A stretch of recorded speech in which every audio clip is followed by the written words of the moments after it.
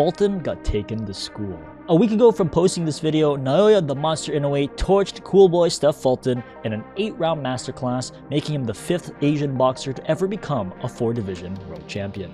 I made a video stating their keys to victory. For Inoue, I said that he had to put on the pressure, close that distance, and dig to the body.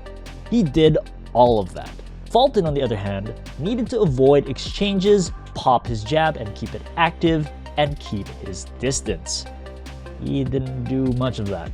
Let's break down this fight round by round and learn how Inoue dismantled Fulton. The first thing I immediately notice is how wide Fulton's stance is here. If you take a look here, obviously having a wider stance can be beneficial in terms of balance and upper head movement. In my prediction and breakdown video, I explained that Fulton had to keep his distance to have any sort of success in this fight. Having this wider stance limits Fulton's ability to move quickly and keep his distance. He isn't as mobile with this wider stance, which is why Inoue kept getting so close throughout this fight. He kept getting closed in on, and every time he moves, he settles into this sort of stationary position, which tells Inoue that he isn't going anywhere. Right here we see a foreshadow of what's to come in the later rounds. Fulton's exaggerated stance didn't allow him to move away from Inoue's offense. His movement is limited to his upper body. As you can see here, he moves his head, but he doesn't physically move away from the punches. Right here, we can see how Fulton is only able to move out of range when he puts his feet a little closer together. In boxing, that's a no-no. You can't have two actions in one movement. That creates a tell. Little minute details like this leads to things like predictability.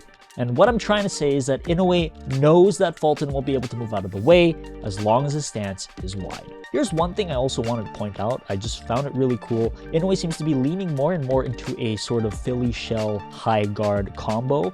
Back then, Inoue favored more of a traditional basic guard and high guard. I just found this really interesting, and it's really cool to see some minor changes in Inoue's game. Once again, right here, Fulton gets caught by Inoue's offense. He lands a leaping jab, closing that distance and backing Fulton up into the ropes. This is my favorite combo so far. So the next jab he throws shows Inoue how Fulton would react to the jab. Fulton instinctively moves his head off of the center line to the left, shown here. Inoue notices this, so he fakes the jab and finds Fulton exactly where he wants him to be, clocking him with an overhand right. Now we have another one too, an up jab that splits the guard and an overhand right that just nicks the top of Fulton's head. And look how out of position Fulton is once again. Look how wide his stance is. Inoue then rips his patented liver shot, and I said he had to go to the body, and Inoue does just that. Then he lands a grazing shot on the back foot. Inoue is just easily closing this distance. Fulton's game plan was clearly not working here at all. Again, Inoue throws that jab to the midsection and comes back up with the straight right. A lot of his combos are starting to close the gap by using that jab. It goes without saying that having a good right hand will take you around the block, but a good jab will take you around the world. Inoue's jab is on point, and despite having a significant 3.5-inch reach advantage, Fulton only landed 23 jabs to Inoue's 44 and threw 152 jabs to Inoue's 199. Quite sad to see Fulton get out-jabbed. Here in the third round, Fulton decides to change it up and go on the front foot. Being the bigger man, that's generally a good idea. While changing up the game plan is a good thing to do, in Fulton's case, going on the front foot against Inoue probably isn't the best. I would have wanted Fulton to stay mobile at all times and keep that jab moving, similar to how Tyson Fury is rarely stationary, especially with his first fight with Wilder. Unfortunately, Fulton decided to stand in front of Inoue and try to bang. Fulton doesn't have enough power to keep the monster off of him. I mentioned this in my previous video. Fulton doesn't have a lot of power, and he needs to use that jab. That jab to the body has been quite a tool for Inoue. Fulton might have some decent head movement, but in boxing, when the head moves, the body doesn't. So Inoue is jabbing that midsection. On top of that, Inoue is constantly changing levels. He goes to the body, he goes to the head, he goes to the head, he goes to the body. That jab left hook combo tagged Fulton way too many times in this fight. Right here is another example of Fulton standing right in front of Inoue, doing nothing. He just waited for Inoue's offense and then he pulled his guard up. If you don't do anything, your opponent will, which is the case for this exchange. This round was a little better for Fulton, but Inoue still took it over because of his jabs and his constant level changes. Fulton right here does something that he should have been doing the whole fight. He's punching and moving. He's staying mobile. He's not much of a stationary target in this exchange, and even caught Inoue in between his punches. If he kept doing this the whole fight, Fulton would have had much more success. Once again, look at Fulton's movement here. When he isn't wide stance and actually has his feet closer together in a mobile position, he actually has good footwork. Why didn't he do this sort of movement the rest of the night? I don't know. He's staying out of Inoue's range and staying mobile. He literally made Inoue miss. More body jabs from Inoue here. Nothing more to say, it's just beautiful boxing. A slightly more competitive round from Fulton, but still not enough to take the round. 4 rounds to nothing, Naoya Inoue. For the 20th time, instead of moving, Fulton shells up in a stationary high guard and eats a bunch of power shots. He should have moved away from him. He shouldn't be shelling up like that. He should have been using his footwork more often. Right here is another example of something that Fulton should have been doing. Look how mobile he is in this combination. He steps to the right as if he's moving laterally, away from Inoue's right hand, pops that jab, and lands a clean right hand. Inoue didn't expect any of those punches because of how much movement there was.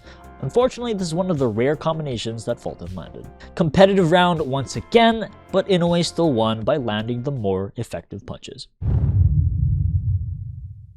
It's at the start of the round here. Look how many jabs Inoue throws here. His jab is really active and Fulton has no idea how to get around it.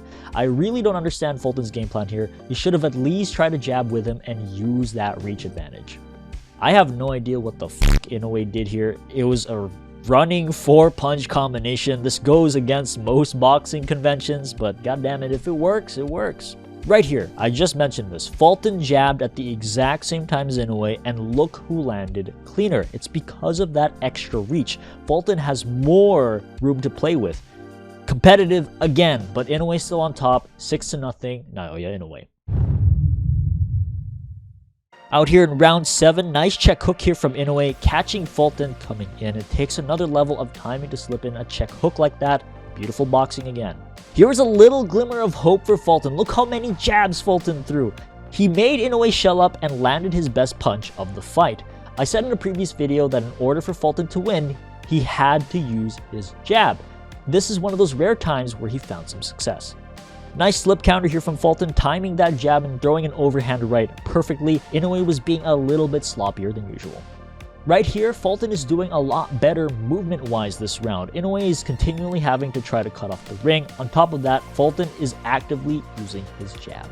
Jab again from Fulton, should have been doing that earlier. Much better round for Fulton. We had a lot of success with that jab. He was moving a lot more, staying mobile. Inoue was sort of chasing him around for most of that round, missing very frequently. This round was what I expected Fulton to do the entire fight, but unfortunately, too little, too late.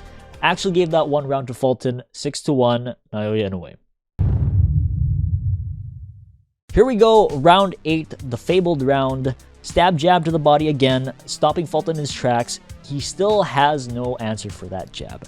There you go. Foreshadowed this earlier, knocked down by Inoue. A sweet and simple 1-2. He brought Fulton's guard down with that body jab and came back up with a right hand that slammed right into Fulton's jaw. Now Fulton is in survival mode, backing up into that corner. Inoue applies that pressure, backs him up even more, tees off on him for a couple of seconds, and lands a sweeping left hook that stops the fight. TKO victory for the monster. Wow, what a performance by Naoya Inoue, and a mildly disappointing performance by Stephen Fulton. Inoue made this look easy. He won by sticking to the fundamentals. He jabbed to that body, cut off the ring, and kept that pressure on. Fulton had too wide of a stance. He didn't move as much as he should have. He didn't jab as much either and didn't use that reach to his advantage. On top of that, he kept going into this weird stationary position where he ended up getting teed off on multiple times. Now, what's next for the monster? The answer is simple. Unify again. The monster was already unified in the Bantamweight division, holding the IBF, WBA, WBO, and WBC titles. He can unify again against the IBF, WBA champion, Marlon Tapales. I will be expecting this fight to happen sometime in late 2024. If that doesn't happen, I'd say next in line is the former IBF WBA champion Murodjon Akhmadaliev, who recently lost his titles to Tapales. I would also consider a matchup with the number 9 contender Jonriel Casimero. I think that's a fight that a lot of people want to see. Honestly, I'm excited for any of these matchups. That's going to be all for me, and before you click off, be sure to leave a like and subscribe if you want to see more content like this. I do breakdowns, predictions, and anything else related to boxing. Thank you so much for watching, and this has been Geeno's Fight Corner.